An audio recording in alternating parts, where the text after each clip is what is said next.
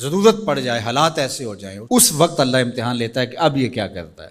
میرے پاس مال و دولت کی فراوانی ہے، خزانے بھرے ہوئے، اور میرے پورے محلے کا بل ان کی استطاعت سے زیادہ آ گیا، وہ بیچارے بل دیں یا بچوں کا دودھ خریدیں۔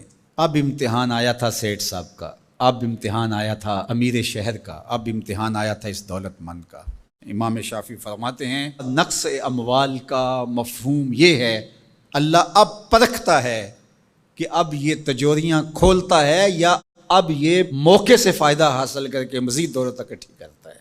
جب دولت اوپر سے بھی آ رہی ہو اور بندہ آگے بھی خرچ کر رہا ہو، وہ امتحان نہیں ہوتا، اس لیے کہ اوپر سے بھی آ رہی ہوتی ہے اور بندہ آگے سے بھی خرچ کر رہا ہوتا ہے۔ جب دروازے اوپر سے بند ہو جائیں، حالات اس طرح کے ہو جائیں، اب اگر وہ خرچ کرے گا تو اب نقص اموال کا اندیشہ ہے۔ تو کہا یہ تھا امتحان، اللہ دیکھتا ہے کہ اس امتحان میں کون پورا نکلتا ہے، یہ اللہ آزماتا ہے۔ اس وقت آزمائش ہے امیروں کی، غریبوں کی تو ہے ہی ہے، غریب تو بیچارے مر گئے ہیں، ان کے پاس ہی کچھ نہیں رہا، ان کی تو زندگی زہرناک ہو گئی ہے، وہ تو جس حالت میں ہیں الیاذ باللہ۔ لیکن اس سے بڑا امتحان امراء کا ہے، اہل ثروت کا ہے، یہ ہے ابتلا جو امام شافعی فرماتے ہیں۔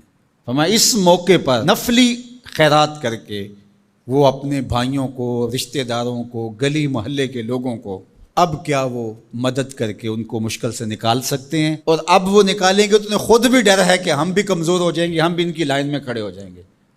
اللہ فرماتا ہے یہی تو ہم نے تم سے امتحان لینا تھا، اور اگر تم امتحان دے دیتے، کامیاب ہو جاتے، تمہیں اس لائن میں نہ آنے دیتے، ان کو بھی اٹھا کے اللہ اوپر کر دیتا۔